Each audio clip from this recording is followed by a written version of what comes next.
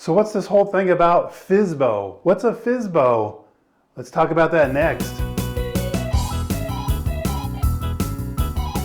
Hi guys, hey, Dave Edwards, Treasure Valley Dave here. And today I want to talk about FSBO. No, it's not a new kind of soda pop. It's a for sale by owner. I've had several questions about this recently and I thought, let's just go ahead and make a video about it.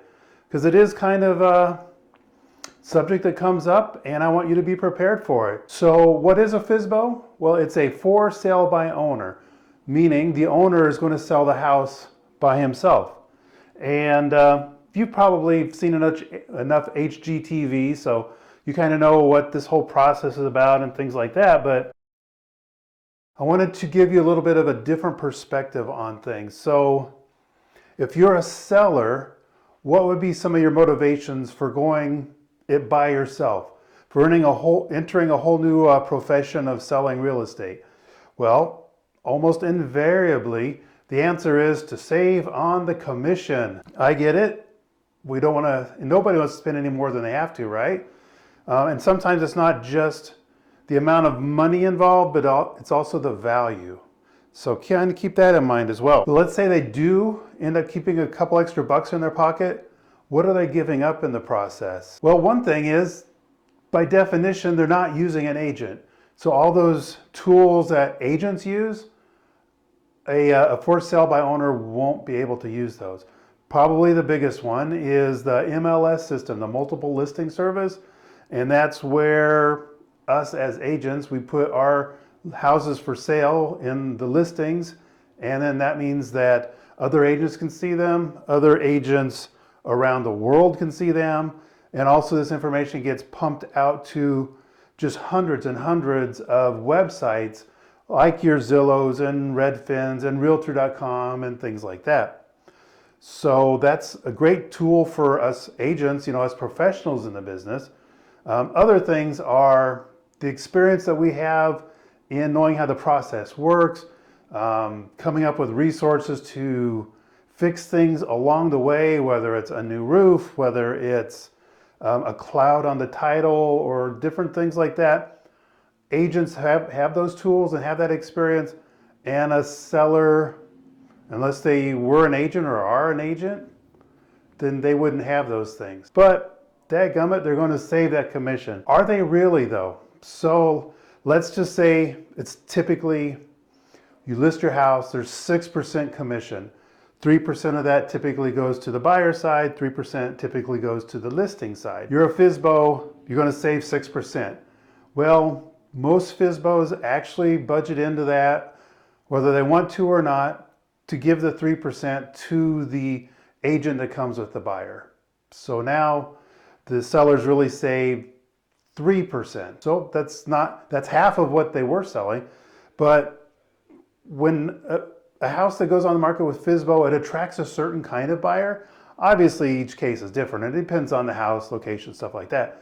But just typically, the seller is trying to, save every penny. Well, the buyer that is attracted to a FSBO is also wanting to save every penny. So oftentimes they'll split the difference. It's like seller's going to save 3%, buyer wants part of that action.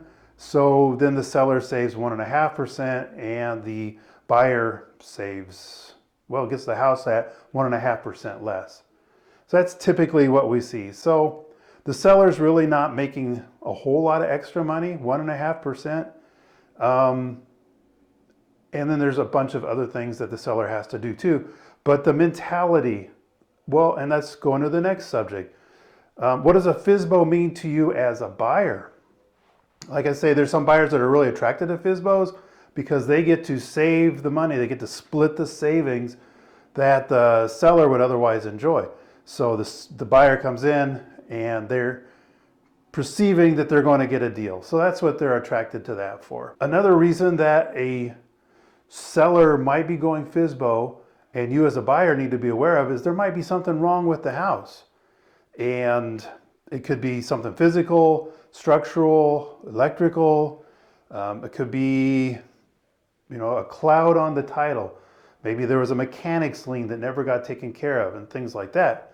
And without getting a professional real estate agent involved, maybe some of these things can just be swept under the rug and nobody will ever be the wiser, right? And another thing, as the buyer going into a FSBO situation, is what is the mentality of the seller?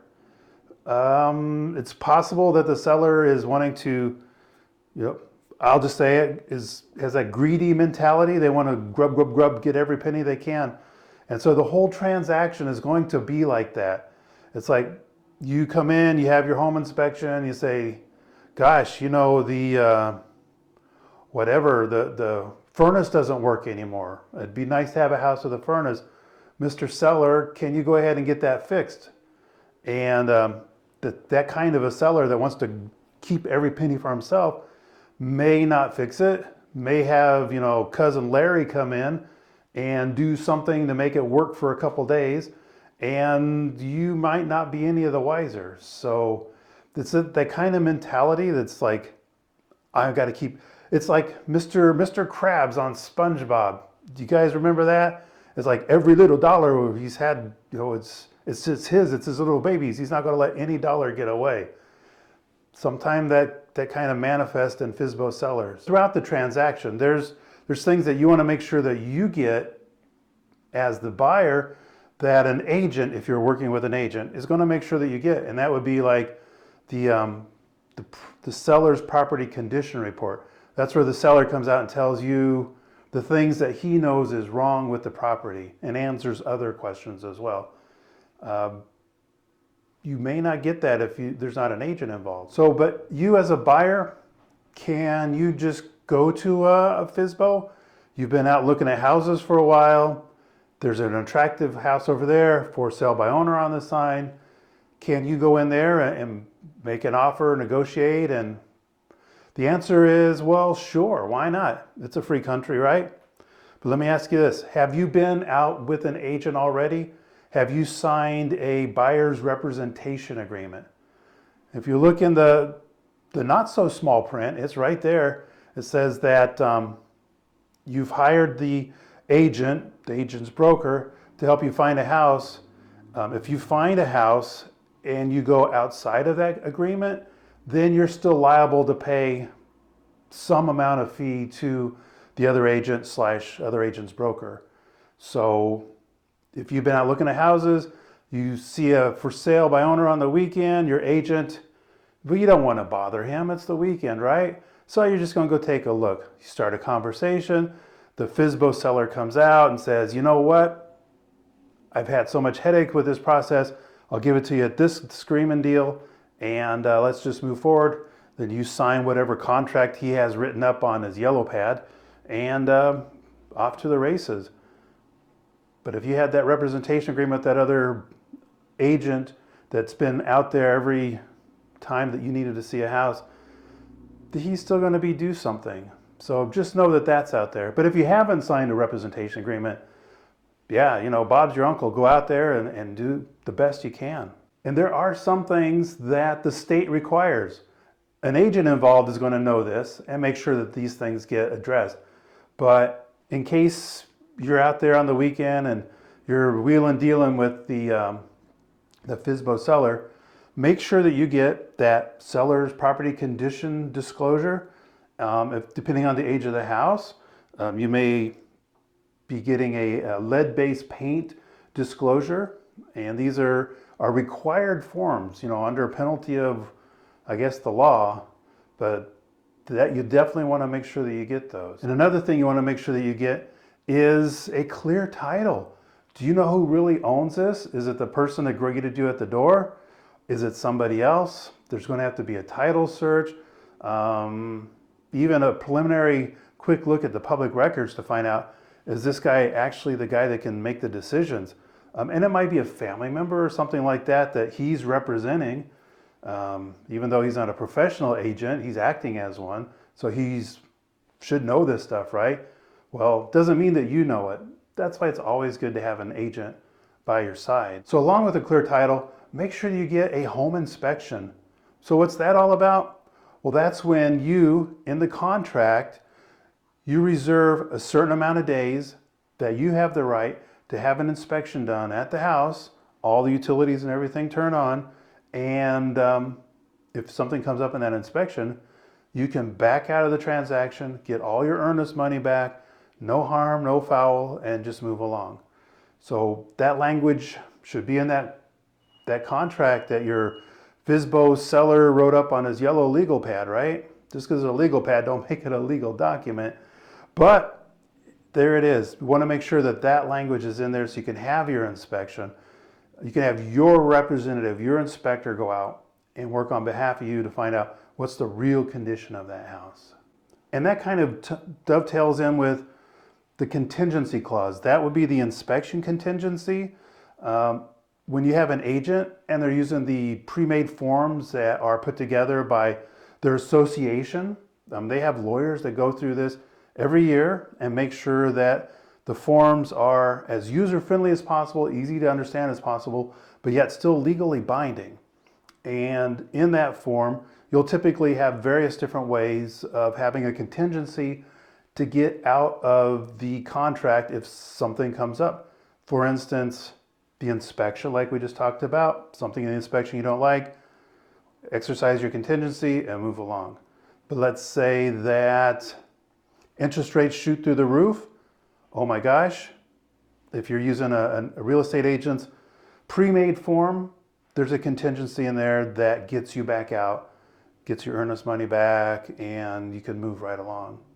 And so I don't want to tell you about all of them, but just know that there are ways in an agent's form that protects you from various different things that you might not find in a for sale by owner situation. So this is something you might not have thought about. What should a real estate agent think about for sale by owners? Well, on the one hand, they're great because statistically speaking, depending on the market and things like that, the for sale by owner is eventually going to hire a real estate agent to come in and take over the mess that he's created and put an end to his suffering by bringing in a well-qualified buyer that can close on the house. So in that sense, it's kind of nice to have a FSBO. What if I'm the agent with a buyer and we see a for sale by owner house? It could, just the fact that it's a for sale by owner raises a lot of questions that really need to be addressed. One is, we talked about that the seller might be one of those Mr. Krabs kind of people and very difficult to work with. It's going to be, demanding every cent that he can. And he's going to not be responsive when it comes to doing the paperwork. He's got perhaps a hatred of, maybe that's a little strong, but along those lines, not a very good feeling towards agents, and he doesn't necessarily want to work with one. He'd rather have no agents involved, that way he can keep more of his money. So that means he's not real responsive when it comes time to doing the paperwork and things like that, or maybe being forthright about the condition of the house. I'm not saying everyone's like that, but it's something that our antennas should be up and we should be considering. Also, that poor agent is going to be doing the work of both sides. All the paperwork and the other things that go into the seller's side of the transaction as well as the buyer's side. So the agent's going to be doing double the work. And gosh, I hope the seller's not saying, well, I'll pay you 2.5% or 2%, which I have seen that recently too. And it's like that you're going to ask the agent to do double the work and pay him a third less than he normally would get in a typical transaction. That's just another one of those things that make our antenna go up. It's a question that agents need to find out right away. And it's possible too that an agent might say to the buyers that this is not going to be something that I want to get involved with, because my goal is to get you a house that fits your needs, that you like and that you want, and that we can actually get to closing on. I don't want to string you guys along for months and months into a deal that we're never going to get closed. So if that's the case, it's like, so I can't represent you to the best of my ability because the chances of getting to closing just aren't there. And I'm not saying it's everyone, but I did go through that exact same scenario. And the whole closing process stretched out for twice as long as it should have. And every time I turned around, the frustration level was bubbling up and the seller was stomping around, just forget about it. And then the next day, the buyer's stomping around, just forget about it.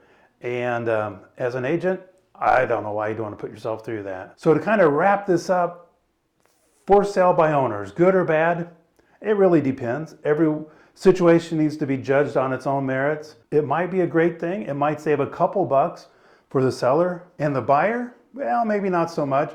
The reason I say that is in normal situations, the seller is paying for the buyer's agent's commission. And what that means is that you as the buyer, you're not paying anything for the agent that's been helping you out, putting you in the car, driving around for hours and looking at different houses and things like that.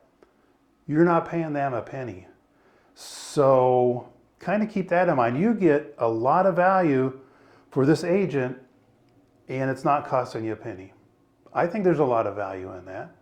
But I don't know, maybe let's just say you're already living here. The for sale by owner guy is just down the street. You know him for a long time. That can be a fantastic transaction. You know, just do your paperwork, make sure you get everything right. But that could be a very pleasant transaction and you wouldn't need a real estate agent involved with that.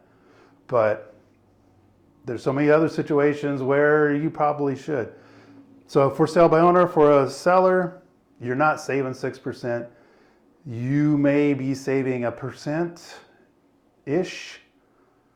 And that's on a good day. And then who knows? But you're not saving 6%, that's for sure.